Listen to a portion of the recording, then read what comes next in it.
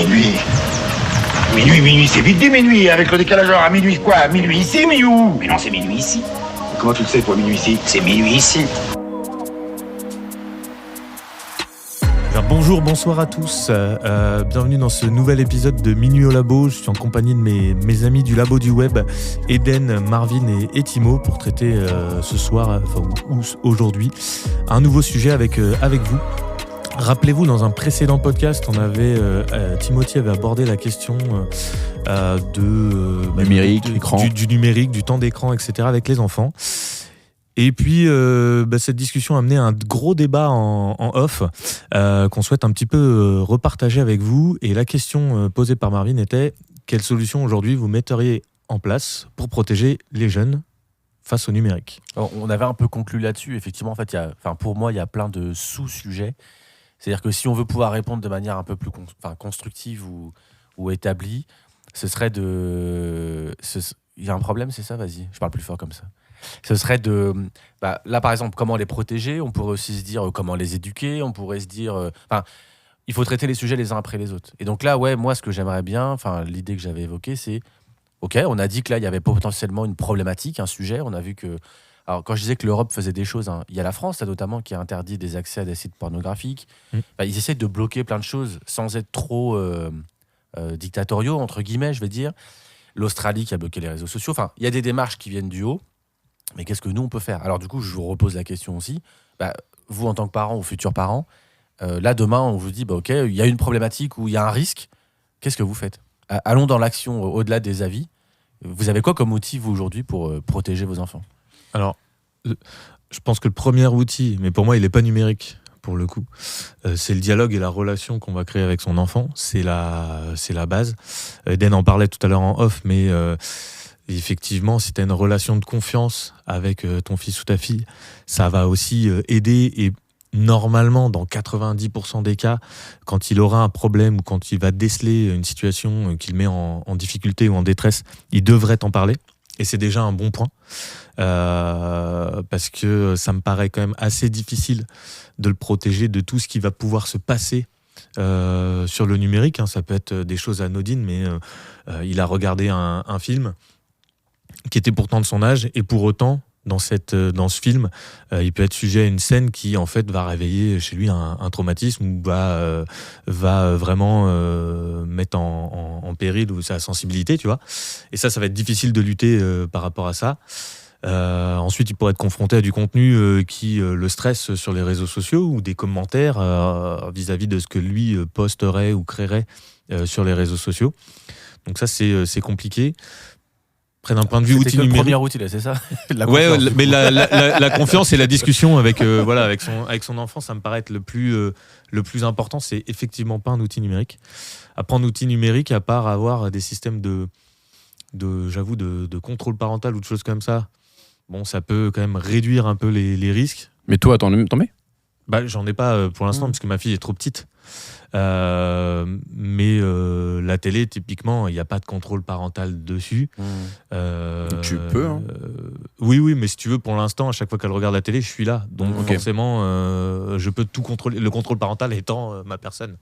Mais effectivement, je peux en mettre. Viendra un âge où, par contre, je pense que j'en utiliserai quand même pour bloquer l'accès à certains contenus. Après, tu vois, sur Netflix, Disney, tout ce que tu veux, elle a qu'un compte enfant et elle peut accéder qu'à ce compte enfant. C'est ce que j'allais dire. En fait, il y a des trucs qui sont déjà un peu dans notre quotidien. Donc c'est déjà, on se rend pas compte, fait. Mais YouTube Kids, c'est utilisé par plein de gamins et le filtre est quand même pas dégueu. Je sais que Quant avait à un moment donné avait quand même bien percé, parce qu'ils avaient Quant Kids qui était bien mieux que Google Kids et compagnie. C'est pas le même nom, mais il y a quand même des choses où... Alors c'est pareil, hein, on parle d'outils, ça nous remplace pas, ou ça remplace pas le parent, c'est pas le sujet, mais ça aide vachement, quoi. Et de ton côté, toi, Eden, t'as des trucs? Écoute, tu parles de Quant, donc moi j'ai installé Quant sur mon navigateur, c'est mon explorateur Internet, quoi. Voilà, navigateur.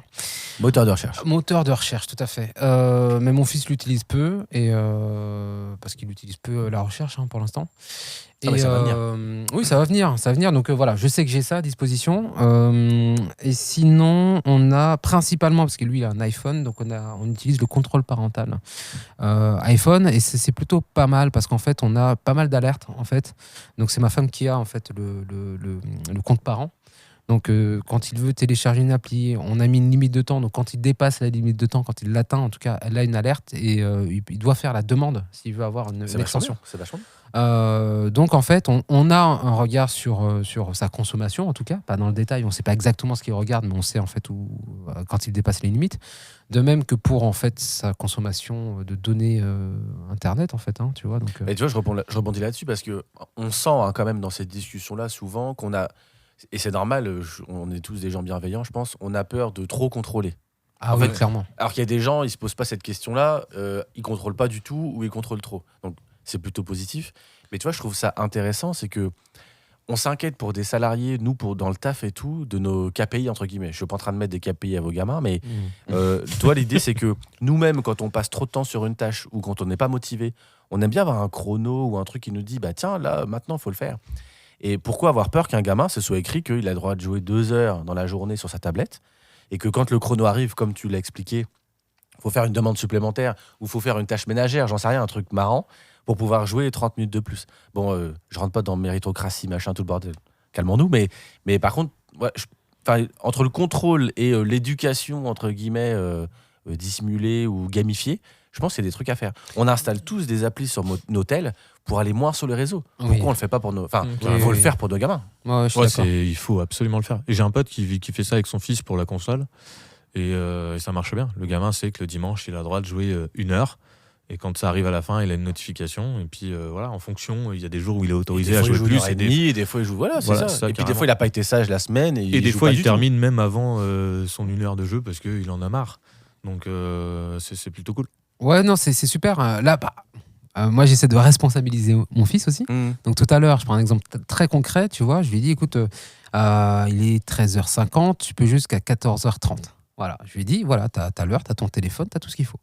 Et je regarde l'heure, je retourne bosser, je regarde l'heure à 14h49. Je lui dis, alors, il est quelle heure?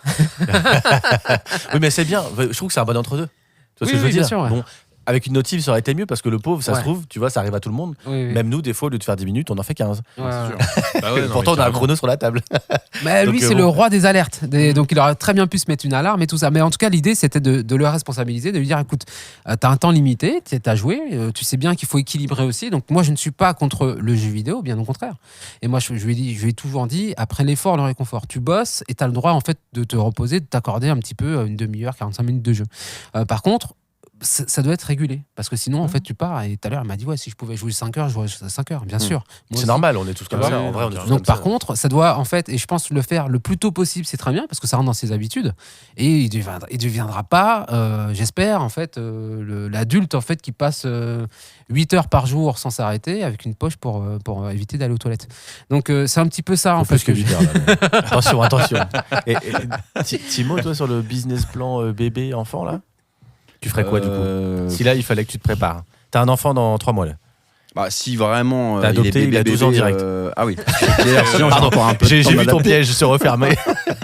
Je pense que lui donner accès à du contenu pour apprendre des choses, je pense que c'est une très belle façon d'apprendre.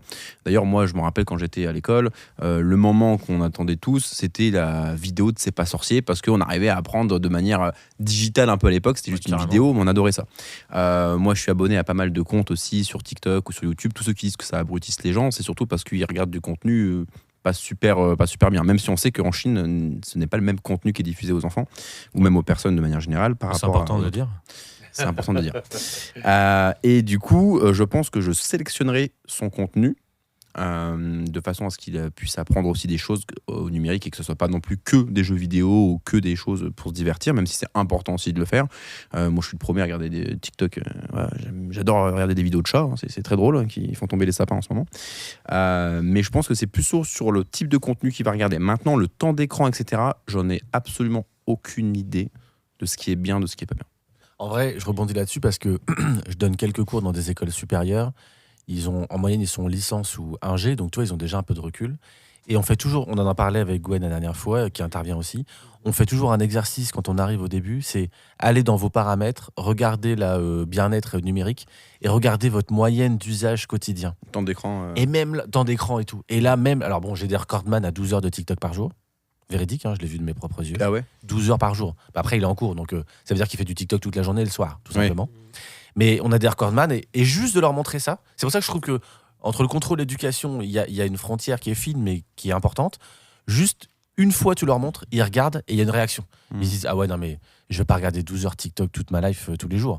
Donc je sais pas comment ils régulent ce qu'ils font et tout, mais ne serait-ce que l'outil existe, l'appli existe, on leur montre et ils regardent leurs propres chiffres. En vrai, il y a déjà un petit pas quoi. Donc du contrôle parental pour valider, des chiffres pour observer. En vrai, il y a énormément d'outils. Hein. Enfin, moi, c'est là-dessus que je voulais un peu aboutir. C'est que c'est compliqué, c'est problématique et tout, mais faut pas hésiter à se renseigner, à chercher. Oui, les outils sont déjà Ça là en aide. fait. Il y a un max carrément, d'outils. carrément. Il y a un max d'outils. Ouais. Une petite conclusion, Gwen? Non, je trouve que je vais rebondir sur ce que tu disais, c'est une très belle conclusion. Il y a effectivement beaucoup d'outils aujourd'hui déjà existants,